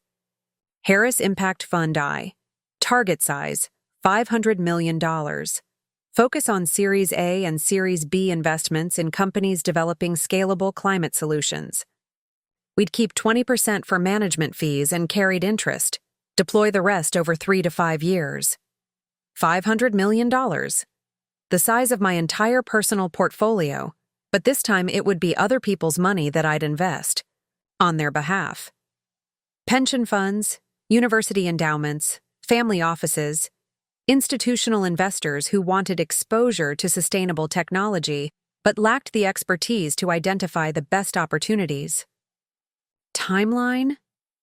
6 months to raise the fund, assuming we can attract anchor investors early. Another year to deploy the capital. First exit's probably 3 to 5 years out. I thought about the risks. Fund management was a different business than private investing. I'd be accountable to limited partners, subject to regulatory oversight, responsible for other people's financial futures. But I'd also have the resources to make investments at a scale that could actually move markets, change industries, accelerate the transition to sustainable technologies. Draft the fund documents, I said. Let's see who's interested. The first institutional investor meeting was with CalPERS, the California pension fund that managed retirement money for 2 million public employees. Their offices in Sacramento were exactly what I'd expected. Government-issued furniture and fluorescent lighting that reminded you this was about fiduciary responsibility, not flash. Ms. Harris, said Robert Chen, their head of alternative investments, we've been following your work since the Forbes article. Your track record in early-stage sustainable technology is impressive. Thank you. I assume you've reviewed our fund prospectus? We have. $500 million. Focus on climate solutions. Target returns of 25% annually. The question we're grappling with is scale. You've been successful as a private investor, but fund management requires different skills. It was a fair concern. Managing other people's money meant dealing with quarterly reporting requirements, limited partner meetings, regulatory compliance, all the infrastructure that came with institutional investing. That's why I've built a team, I replied. Jennifer, Walsh has 10 years of experience in fund management at larger firms. Marcus Rivera has built operational systems for 3 successful startups. Dana Chen brings analytical capabilities that complement my investment intuition. And your investment approach? Systematic but flexible. We screen opportunities based on technical feasibility, market potential, and environmental impact. We do deep due diligence on management teams and competitive positioning, but we also rely on pattern recognition from 15 years of investing in this space. Robert nodded slowly. We're interested, but we'd need to see other anchor investors before committing. Pension funds don't like to be first into new managers. Understood. Who would you consider credible co-investors? University endowments, family offices with strong environmental mandates, maybe some of the larger foundations. If you can get Harvard or Yale to commit $50 million, that would go a long way toward validating your approach. 3 weeks later, I was sitting in a conference room at Harvard Management Company, the entity that managed the university's endowment. The view from their Cambridge offices looked out over the Charles River, where crew teams were practicing in the late afternoon light. Climate investing is a priority for us, said Dr. Amanda Foster, who oversaw their alternative investment portfolio. But we're concerned about valuations in the space. Too much capital chasing too few proven opportunities. That's exactly why we focus on early-stage companies, I replied. The valuations are more reasonable, and we can provide the kind of hands-on support that helps companies scale successfully. Your TerraVault investment is a good example. What was your total return on that position? 32 times our initial investment, realized over 4 years. But the return was only part of the value creation. We helped them navigate technical challenges, introduced them to strategic partners, advised on their Series B and Series C fundraising. Active investing rather than passive capital allocation. Exactly. We're not just writing checks, we're building companies. Amanda leaned back in her chair. We'd be interested in a $50 million commitment, contingent on you hitting your overall fundraising target. Can you close the fund at $500 million? I believe so. We have preliminary interest from CalPERS, 2 family offices, and the Ford Foundation. That gets us about 60% of the way there. Then let's move forward with due diligence. If everything checks out, Harvard could be your anchor investor. Driving back to Manhattan that evening, I reflected on how completely my life had changed in less than a year. 12 months ago, I'd been preparing for another charity gala as Greg's wife, focused on seeding charts and menu planning. Now I was raising $500 million to invest in companies that could help solve climate change. The transformation felt surreal, but also inevitable. As if the woman I'd become had always existed underneath the role I'd been playing, waiting for the right moment to emerge. My phone rang as I crossed the Triborough Bridge, the Manhattan skyline spreading out in front of me like a promise. "Julie, it's Lena Caldwell. I have a proposition for you." Lena, the former MIT professor I'd met at the Berkshires retreat. We'd stayed in touch over the past few months, occasionally sharing investment opportunities or market insights. "I'm listening." "There's a company I want you to look at. Carbon Engineering. They've developed direct air capture technology that can pull CO2 straight out of the atmosphere and convert it into useful products. The technology works, but they need growth capital to scale manufacturing. How much are they looking to raise?" $200 million for their Series C. I'm leading the round through my fund, but I want a co-investor who understands both the technology and the market dynamics. $200 million. The largest single investment I'd ever considered, representing nearly half of my current portfolio. But direct air capture was exactly the kind of breakthrough technology that could transform entire industries if it could be scaled economically. "Send me the pitch deck," I said. "If the numbers work, Harris Impact Ventures might be interested in a significant position. This would be your fund's first major investment. Are you ready for that kind of visibility?"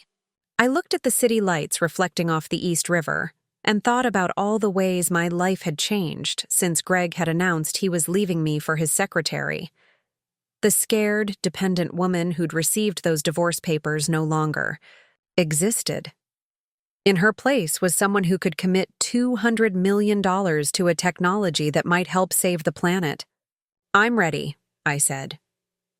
And for the first time in my life, I truly was. The Sustainable Technology Conference in Denver was held at the convention center, but the real business happened at the networking events, breakfast meetings in hotel lobbies, cocktail receptions on rooftop terraces, late-night conversations in dimly lit bars where investors and entrepreneurs figured out who they could trust. I was returning from one such conversation, having just committed $50 million to a promising water purification startup, when I saw her. She was standing at the hotel bar, alone, but clearly comfortable with solitude, reading something on her phone while nursing a glass of red wine. Tall and elegant, with silver-streaked dark hair, and the kind of understated confidence that came from achieving success without needing to advertise it. Our eyes met when she looked up from her phone, and she smiled, not the practiced networking smile I'd become accustomed to at business events, but something warmer and more genuine. "Excuse me," she said as I approached the bar, "but aren't you Julie Harris? I saw your presentation this afternoon on impact investing. Really impressive work." "Thank you. I'm sorry, I don't think we've been introduced." "Tessa Morgan. I run a sustainable real estate development firm based in Seattle." She extended her hand, and I noticed her grip was firm without being aggressive. "I've been following your investments in building technology companies. We're actually using systems from 2 of your portfolio companies in our current projects." "Which companies?" "Thermal Tech for our heating and cooling systems, and Solar Glass for our photovoltaic windows. Both brilliant innovations." I ordered a glass of the same wine she was drinking, a Oregon Pinot Noir that was smooth and complex, and found myself genuinely curious about her work. "What kind of projects are you developing?" "Mixed-use buildings that generate more energy than they consume, office complexes that actively clean the air around them, residential developments that integrate food production with living spaces." Tessa's eyes lit up as she described her projects. "The idea is to prove that sustainable building practices aren't just environmentally responsible, they're more profitable over the long term." We talked for 2 hours about everything from carbon-negative concrete to the economics of vertical farming. Tessa had a way of asking questions that made me think more deeply about my own assumptions, challenging my ideas without being confrontational. "Have you considered investing in real estate development directly?" she asked, as we moved from the bar to a quieter corner of the hotel lobby. "Not just the technology companies, but actual projects where those technologies get integrated and proven at scale?" "I've thought about it, but development seems more complicated than technology investing. More variables, longer time horizons, higher capital requirements." All true, but also higher impact potential. When you invest in a technology company, you're betting on their ability to scale production. When you invest in development projects, you're creating immediate proof points that influence entire markets. I found myself leaning forward, engaged in a way I hadn't felt in any business conversation since starting my fund. "What would that look like practically?" "Joint ventures. You provide capital and technology connections. I provide development expertise and market access. We build projects that showcase what's possible when you integrate multiple sustainable technologies into single developments." "And the returns?" "Comparable to traditional real estate development, but with added revenue streams from energy, generation, carbon credits, and premium pricing for demonstrably sustainable buildings." Tessa pulled out her phone and showed me photos of a completed project in Portland. "This building generates 30% more energy than it uses, processes its own wastewater, and grows enough food to supply 20% of its tenants' needs. It's 98% occupied with a waiting list." The building was beautiful, modern but warm, clearly high-tech but not cold or intimidating, the kind of place where people would actually want to live and work. "What was your return?"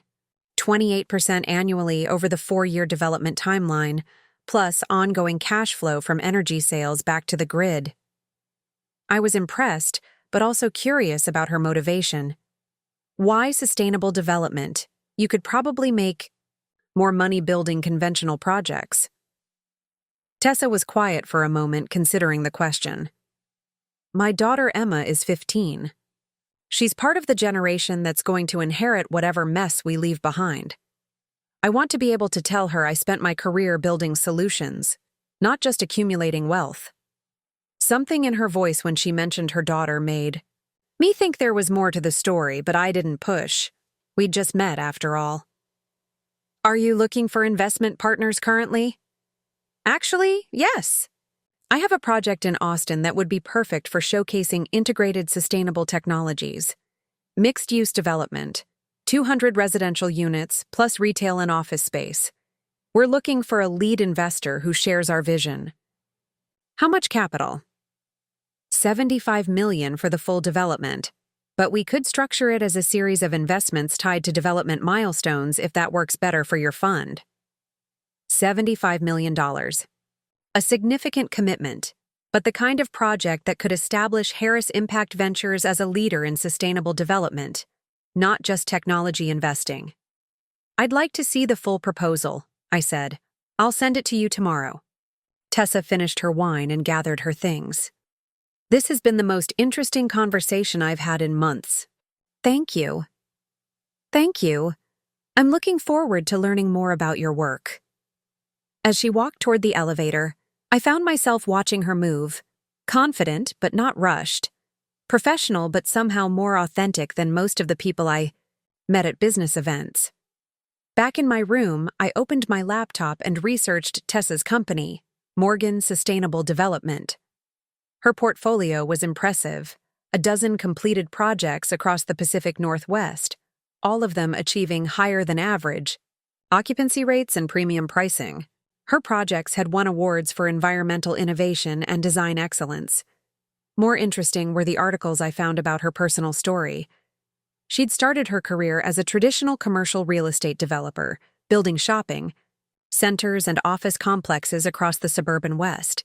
Then, 8 years ago, she'd abruptly shifted focus to sustainable development after her husband died in a climbing accident. The articles didn't provide details, but the timeline suggested she'd rebuilt her entire business model while dealing with personal tragedy. It explained the depth I'd sensed in our conversation, the way she talked about her work as something more than just business. 3 days later, I was back in New York reviewing the Austin project proposal Tessa had sent.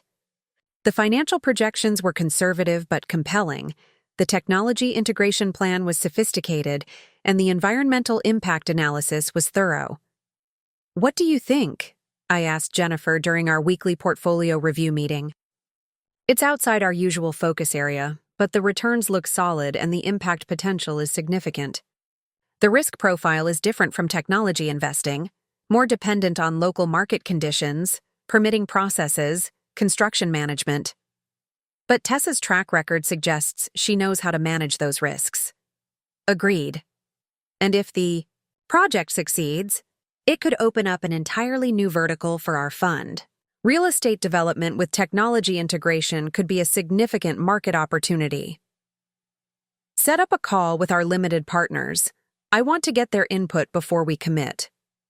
That afternoon, I found myself on a conference call with representatives from Harvard, CalPERS, and 3 other major investors in our fund. "Real estate development is a departure from your stated investment strategy," observed Dr. Foster from Harvard. "Are you sure you want to expand scope this early in the fund's life cycle?" "I think of it as a natural extension of our technology focus," I replied. "We're still investing in sustainable innovation, but at the project level rather than the company level. The risk-return profile is actually quite attractive." "And your co-investor has the necessary development experience?" "Tessa Morgan has completed 12 similar projects over the past 8 years. Her track record is excellent, and her team has deep expertise in sustainable building technologies. We're comfortable with the investment as long as you maintain portfolio diversity," said Robert from CalPERS. "This would be what, 15% of total fund assets?" "Exactly. Well within our concentration guidelines." 2 weeks later, I was back in Austin meeting with Tessa and her development team to finalize the investment terms. The project site was in East Austin, a rapidly gentrifying area where sustainable development could actually help set standards for the neighborhood's future growth. "This is ambitious," I said, looking at the architectural renderings spread across the conference table. "But it's exactly the kind of project that could influence how other developers think about sustainability." "That's the goal," Tessa replied. "We're not trying to build one great project. We're trying to prove that this approach should be the new standard." After the meeting, Tessa suggested we get dinner at a restaurant that specialized in locally sourced food, appropriate for investors in sustainable development. She said with a smile that made me realize I was looking forward to spending more time with her outside of business contexts. The restaurant was intimate and unpretentious, the kind of place where you could have a real conversation without worrying about who might overhear. We talked about the Austin project, but also about our careers, our families, our reasons for focusing on sustainable business practices. "Can I ask you something personal?" Tessa said over dessert, a remarkable chocolate mousse made with ingredients grown within 50 miles of the restaurant. "Of course. That Forbes article mentioned you'd built your portfolio while married, but kept it secret from your husband. What was that like?" I'd been asked this question dozens of times by journalists and fellow investors, but something about Tessa's tone made it feel different, less intrusive, more genuinely curious. "Complicated," I said honestly. "At first, it was exciting. Having something that was entirely mine, building success that nobody could take away from me. But over time, it became isolating. I couldn't share my biggest professional achievements with the person closest to me. Because he wouldn't have understood. Because he would have felt threatened. Greg needed to be the successful one in our relationship. If he'd known I was building wealth independently, it would have challenged the fundamental dynamic of our marriage." Tessa nodded thoughtfully. "I understand that. After David died, I had friends who couldn't handle the fact that I was building something significant on my own. They wanted me to remarry, to find someone to take care of me. The idea that I might not need taking care of was threatening to their view of how the world should work." "Do you miss being married?" It was a bold question, But Tessa had created the kind of conversational space where bold questions felt natural. "I miss partnership," she said carefully. "I miss having someone who knows my work well enough to offer real advice. Someone who celebrates my successes and helps me learn from failures. But I don't miss having to manage someone else's ego or limit my ambitions to make them comfortable." We talked until the restaurant was closing, and I found myself reluctant for the evening to end. When Tessa walked me back to my hotel, there was a moment of uncertainty at the entrance. The kind of pause that happens when two people are trying to figure out if they're just business partners or something more. "I've really enjoyed getting to know you," she said finally, "both professionally and personally." "So have I. I hope we'll have opportunities to work together more in the future." "I hope so too." She touched my arm briefly before saying goodnight, and I felt something I hadn't experienced in years. The flutter of possibility, the excitement of connecting with someone who saw me as I actually was, rather than as a role I was playing. Back in my room, I found myself thinking about what it might mean to build a relationship with someone who understood both business and personal ambition, someone who wouldn't be threatened by my success or try to limit my goals. For the first time since my divorce, I was considering not just what I wanted to achieve professionally, but who I wanted to share those achievements with. The call came on a Tuesday morning while I was reviewing quarterly reports in my Soho office. Dana looked up from her computer screen with the expression she reserved for particularly unwelcome interruptions. "Greg Harris is online too," she said. "Should I tell him you're unavailable?" I'd been expecting this call for weeks, ever since the Wall Street Journal had run a front-page feature about Harris Impact Ventures raising our second fund. The headline, "From Divorce Settlement to $2 billion Portfolio," had been particularly satisfying, though not entirely accurate. We'd raised $800 million for Fund 2, not $2 billion, but close enough to make the point. "I'll take it," I said. "Julie." Greg's voice was strained, different from the confident tone I remembered. "Thank you for taking my call." "What can I do for you, Greg? Can we meet? There are some things I'd like to discuss in person." "I think we've covered everything we need to cover. The divorce was finalized 18 months ago. This isn't about the divorce. It's about other things. Please. One conversation." Something in his voice made me curious. Greg had never been one to plead or sound uncertain. Whatever he wanted to discuss was important enough to make him uncomfortable. "1 hour," I said. "Thursday at 3, the Carlisle Hotel lobby." "Thank you. I'll see you then." After I hung up, Jennifer raised an eyebrow from her desk across the office. "Everything okay?" "My ex-husband wants to meet. Probably trying to figure out if there's some way to get back into my life now that I'm successful." "Are you sure that's wise?" I thought about it. 18 months of complete separation had given me perspective on my marriage and clarity about what I wanted from life. Greg couldn't hurt me anymore because I no longer needed his approval or validation. "I'm curious," I admitted, "and I think I'm finally far enough past it all to hear whatever he has to say without it affecting me." Thursday afternoon, I arrived at the Carlisle precisely on time to find Greg already seated in the elegant lobby, nursing what looked like his second cup of coffee. He stood when he saw me, and I was surprised by how much older he looked. Gray at his temples, lines around his eyes that hadn't been there during our marriage. "Julie, you look incredible." I'd chosen my outfit carefully, a charcoal gray Armani suit that projected success without being flashy, paired with the pearl necklace my grandmother had left me. Elegant, powerful, and completely my own. "Thank you.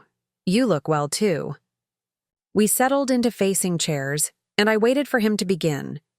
Greg had called this meeting. He could drive the conversation. "I've been following your success," he said finally. "The fund, the investments, the recognition in the industry.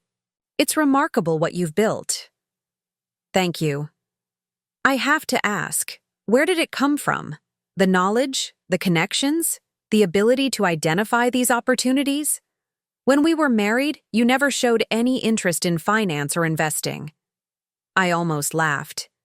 After 25 years of marriage, Greg still didn't understand that his lack of interest in my thoughts and opinions didn't mean I didn't have them. I showed tremendous interest, Greg. You just weren't paying attention.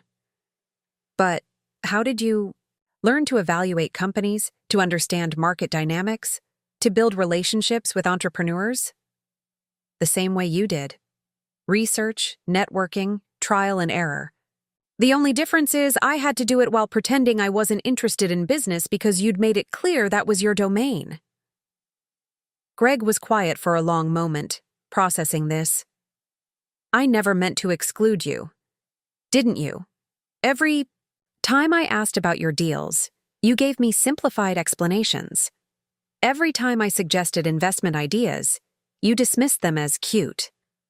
Every time I wanted to get involved in the business side of our lives, you reminded me how busy I was with social obligations.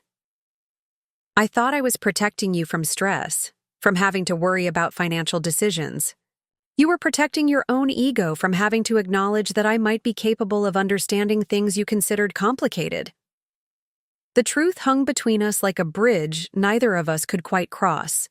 Greg had built our entire marriage around the assumption that he was the smart one, the capable one, the one who handled anything important. Discovering that I'd been quietly outperforming him for 15 years had shattered more than just his financial assumptions. Miranda left. Me? He said suddenly. I wasn't entirely surprised. I'm sorry to hear that. Are you? Yes, actually. I don't wish you unhappiness, Greg. I just didn't want to be responsible for your happiness anymore. She said I was never really present in our relationship, that I was always comparing her to someone else, always trying to prove something. That didn't need proving. Was she right? Greg looked out the hotel's windows at the bustling street beyond.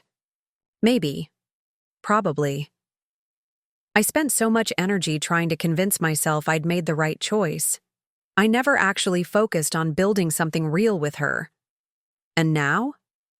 Now I'm alone in that house in Greenwich, wondering how I managed to lose the most remarkable woman I've ever known. The words should have felt gratifying, but instead they made me sad. Not for myself, but for the time we'd both wasted playing roles instead of being honest about who we were and what we wanted. Greg, I wasn't the most remarkable woman you've ever known.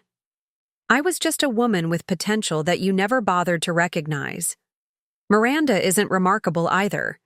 She's just ambitious in ways you could see because they didn't threaten your sense of superiority. That's not true, isn't it? You fell in love with Miranda because she made you feel important and successful. You married me because I made you feel safe and supported. But you never actually got to know either of us as complete people. Greg's coffee had gone cold, but he kept turning the cup in its saucer, a nervous habit I remembered from our early years together. Could we try again? He asked quietly. Now that we both know who we really are? I'd been wondering if he would ask this question. 6 months ago, the answer might have been different. The hurt and anger were still too fresh then, the satisfaction of proving him wrong too important to my sense of self. Now, the question just made me tired. No, Greg. We couldn't. Why not? You just said you don't wish me unhappiness. I don't, but I also don't want to build my happiness around you anymore. I spent 25 years arranging my life to support your goals, your schedule, your definition of success. I'm not interested in doing that again, even if the dynamic would be different. It would be different. I understand now that you're capable of... Capable of what? Making money? Understanding business? Those were never the real issues in our marriage, Greg. Then what were? You never saw me as a complete person. I was your wife, your hostess, your support system. But I was never just Julie. Someone with my own dreams and interests, and Opinions that mattered independently of how they affected you. Greg leaned forward in his chair. I could see you that way now. Maybe you could, but I don't want you to. I don't want anyone to. I want to be with someone who's always seen me as a complete person, not someone who has to learn to appreciate my independence. Someone like Tessa Morgan? The question surprised me. I hadn't mentioned Tessa in any of the business articles written about me, and we'd been careful to keep our developing relationship private. How do you know about Tessa? I still have friends in the investment community. People talk about who's working with whom, who's dating whom, especially when it involves someone as visible as you've become. I thought about how to respond. Tessa and I had been seeing each other for 6 months now, carefully balancing our business partnership with a personal relationship that was deepening into something significant. She was everything Greg hadn't been, genuinely interested in my ideas, supportive of my ambitions, secure enough in her own success that she didn't need me to be less than I was. Tessa sees me as myself, I said finally, not as an extension of her goals or a reflection of her success. She doesn't need me to be smaller so she can feel bigger. And you think I did? I know you did. It wasn't malicious, Greg. It's just who you are. Someone who needs to be the center of attention, the most important person in the room. There's nothing wrong with that, but it's incompatible with what I need now. Greg sat back in his chair, looking deflated. So there's nothing I can do? No way to convince you that we could build something better this time? The best thing you can do is accept that I'm happy, Greg. Really, genuinely happy in a way I never was during our marriage. You gave me a gift when you left me for Miranda. You forced me to discover who I could be on my own. I destroyed our life together. You ended a life that wasn't really working for either of us. We were both playing roles that limited who we could become. Now we're both free to be ourselves. But you're successful, and you're exactly as successful as you were before. You have the same company, the same wealth, the same professional recognition. The only thing that's changed is you no longer have a wife who's willing to make herself smaller to make you feel bigger. Maybe that's what I need, though. Maybe I need someone who challenges me instead of supporting my ego. Maybe you do, but that someone isn't me, Greg. I'm not interested in fixing you or teaching you or helping you become a better version of yourself. I'm interested in building a life with someone who's already doing that work on their own. We sat in silence for several minutes, watching other people move through the hotel lobby with purpose and direction. Finally, Greg spoke. I hope you're happy, Julie. I really do. I am happy, and I hope you will be too, once you figure out who you are when you're not trying to be the most important person in someone else's life. Will we ever be friends? I considered the question seriously.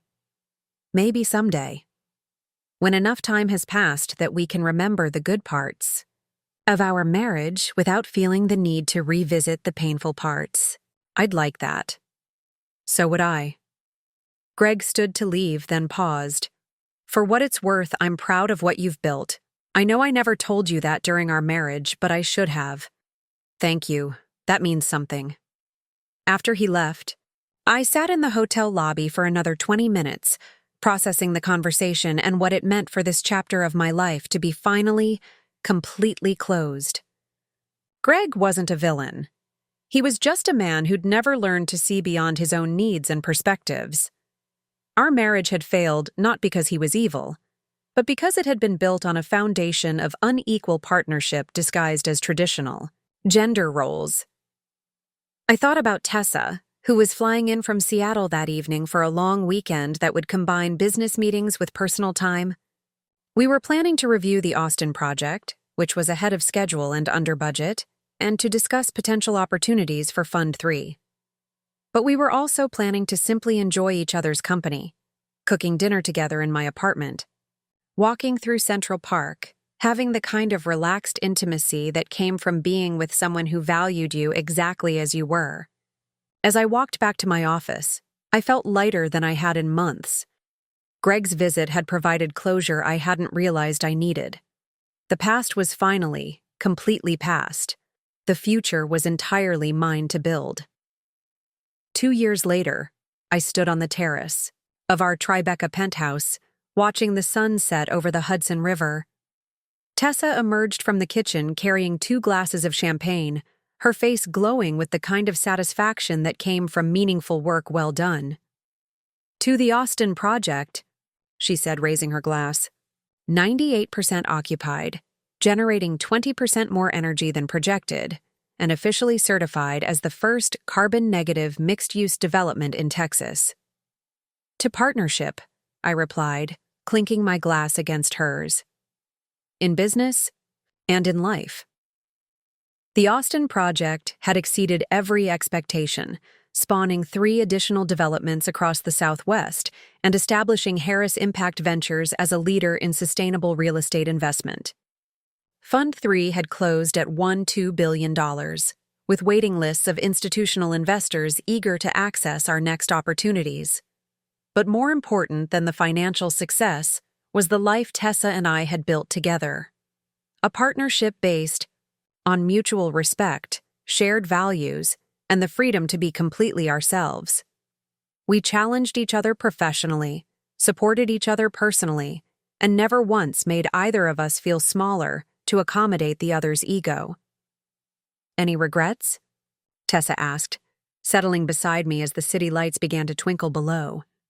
I thought about the woman I'd been 3 years ago, trapped in a marriage that diminished her, hiding her capabilities behind a facade of dependence, afraid to claim the space she deserved in the world.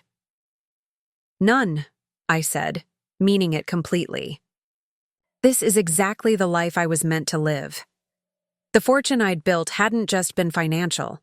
It was the wealth of becoming fully myself. Up next, you've got 2 more standout stories right on your screen. If this one hit the mark, you won't want to pass these up. Just click and check them out. And don't forget to subscribe and turn on the notification bell so you don't miss any upload from us.